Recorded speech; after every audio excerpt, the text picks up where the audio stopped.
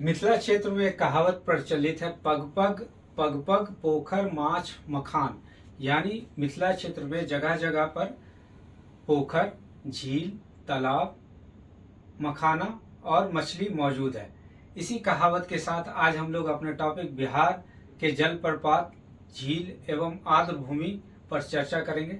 सबसे पहले यह जानेंगे कि जलप्रपात है क्या। जलप्रपात वैसा स्थल है जब नदियां या कोई धारा जो है ऊपर से नीचे गिरती है, यानी कुछ ऊंचा वाले स्थान से नीचे की ओर वो बहती है। अब मान लीजिए, इसे टेक्निकली टर्म में देखते हैं। ये कठोर चट्टान का लेयर है, और नीचे में क्या है, थोड़ा आगे चल के ये मुलायम चट्टान का लेयर आ गया। ये कठोर का आ गया और ये मुलायम। अब क्या होगी, नदी का जल अपने धार वेग से इसको काटना स्टार्ट करेगी। काटते काटते काटते काटते नदी का जल अब सीधे ना जाके ऐसे मुड़ के गड्ढा बना के गिरते चलेगी आगे, जहां फिर कठोर चट्टान आएगा और फिर स्मूथ बहने लगेगी। तो इस प्रकार की जो आकृति बनाती है उसे हम लोग प्रपात बोलते हैं। ठीक है, ये जल प्रपात हो गया। ठीक है, अब देखते हैं हम लोग झील क्या होता है। झील आप लोग गांव में तालाब पोखर देखे होंगे। ठीक है, सिंपल सा। तो उसमें क्या होता है, एक गड्ढा हो गया, चारों ओर मिट्टी उट्टी है और बीच में पानी स्टोर हो गया। ठीक है, अब गर्मी के दिन में हम लोग मानव निर्मित तालाब भी बनाते हैं। अब नदियां भी क्या करती है, इसी प्रकार की आकृति बनाती है। बिहार में जैसे समझिए विसर्पाकार आकृति बनाती है, झील बनाती है। जैसे नदियां ऐसे चल रही है। ठीक है, अपने मार्ग में बहुत सारे कचड़े अपसाद वगैरह लेके चल रही है। ठीक है, ऐसे चल रही है और अंत में जब इस कचड़े उचड़े का बोझ भारी होता है तो धीरे धीरे उसको क्या करती है, अपने मार्ग से साइड लाइन पकड़ा जाती है। साइड लाइन मतलब उसको किनारे करते चले जाती है। जैसे किनारे करते जाती है तो ये नदियां धीरे धीरे इसको छोड़ के आगे बढ़ते हुए ऐसे निकल जाती है। तो इस प्रकार की जो आकृति बनाती है उसको गोखुर या विसर्पाकार झील बोलते हैं। ठीक है, बिहार में जो है मुख्यतः गोखुर झील पाया जाता है। जैसे हो गया उदयपुर जलाशय, गोखुर झील है, फिर कांवर झील है। ये सब इसके उदाहरण है। उसके बाद आर्द्र भूमि समझिए कि ये जमीन वाला स्थल है, जमीन वाला पार्ट है और ये पानी वाला पार्ट है। अब पानी और जमीन के वाला पार्ट का वो उथला स्थल जहाँ जमीन और पानी थोड़ा सा, जमीन नीचे और पानी थोड़ा सा ऊपर, तो उस वाला इलाका, खूब ज्यादा पानी ऊपर नहीं, थोड़ा सा ऊपर पानी और ये नीचे जमीन, उस स्थल को आर्द्र भूमि बोलेंगे। ठीक है, ये प्राय दलदली क्षेत्र होता है। ठीक है, तो इस प्रकार की आकृति को आर्द्र भूमि बोलेंगे और ये दलदली क्षेत्र होता है। बिहार के जो है 6 साइट को रामसर कन्वेंशन के तहत शामिल कर लिया गया। ये काफी इंपॉर्टेंट है पीटी के दृष्टिकोण से।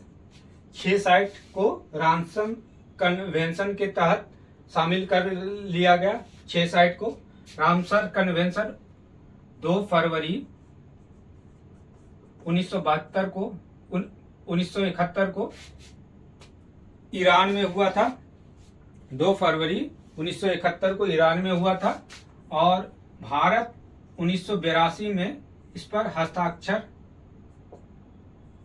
किया था। ठीक है, अब बिहार के जो 6 प्रमुख रामसर साइट है उसमें देखेंगे सबसे पहले कौन सा साइट बना है। एक महत्वपूर्ण जानकारी, अभी तक भारत के 100 साइट को रामसर का दर्जा दिया जा चुका है।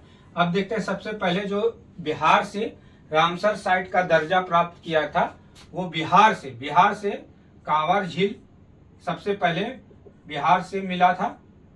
ठीक है, ये भारत का 38वां साइट है। अब बिहार का प्रथम, ऐसे भी पूछ सकता है, बिहार का प्रथम रामसर स्थल कौन सा है? तो कांवर झील, जो बेगूसराय में है, मंझोला गांव के पास। ठीक है। एशिया का सबसे बड़ा गोखुर झील है। अभी हम लोग गोखुर झील के बारे में समझे। वनस्पति यहाँ हाइड्रा लोरी सिल्हाटा ये पाया जाता है। और एक important point, bird bending station जो कहाँ है? वो बेगूसराय कांवर झील है। ये पीटी के दृष्टिकोण से काफी महत्वपूर्ण है। दूसरा जो बिहार का राम साइट का दर्जा मिला था साइट का, वो था नागी डैम। ये जमुई जिला में है, झाझा से करीब 10 किलोमीटर दूर है। ठीक है। यहाँ कलरव पक्षी का आयोजन हुआ था। ठीक है, बिहार का पहला।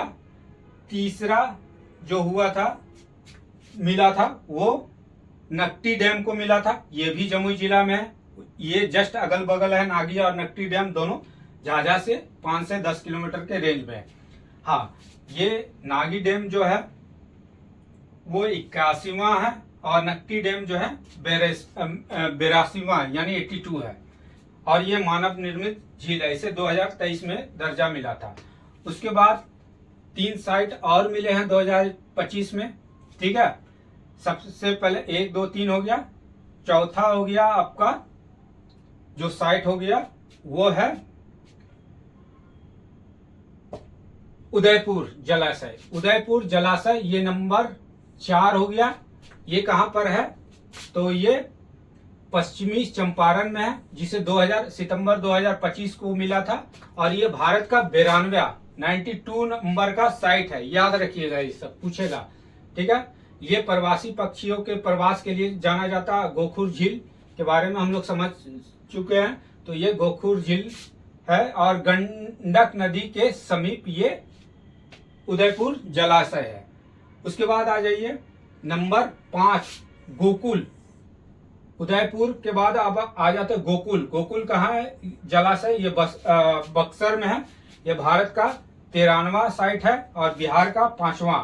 ये गंगा नदी के दक्षिण में बहती है। गंगा जानते हैं यहाँ से बिहार को 2 भागों में अलग करती है, उत्तर बिहार का मैदान और दक्षिण बिहार का मैदान। तो ये दक्षिणी वाला पार्ट में है, तो गंगा के दक्षिण में ये जलाशय स्थित है। और छठा जो है अंतिम है वो गोगाबिल है। ये कटिहार जिले में भारत का 94वां है और इसे 2025 में रामसर साइट का दर्जा मिला। अब कुछ जलप्रपात देख लेते हैं बिहार के। प्रमुख रूप से रोहतास जिले में रकीम कुंड, ये गाय घाट नदी पे बना है, वो है स्थित।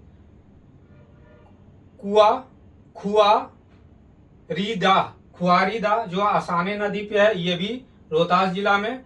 दुर्गावती जो दुर्गावती नदी पे है, ये भी जलप्रपात कहाँ पे है? तो रोहतास डिस्ट्रिक्ट में।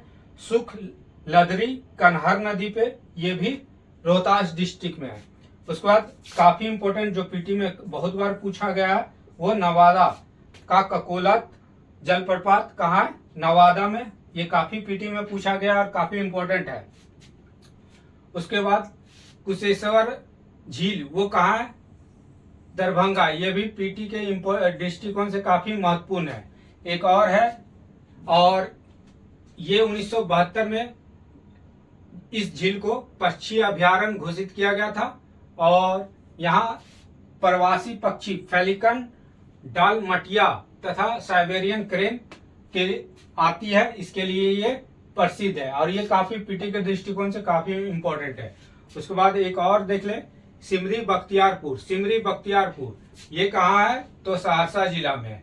तो इस प्रकार हम लोगों ने प्रमुख झील, जलप्रपात और आर्द्र भूमि के बारे में अपने वीडियो में चर्चा की है। आने वाले वीडियो में फिर से एक नए टॉपिक को लेकर उपस्थित होंगे। तब तक के लिए धन्यवाद।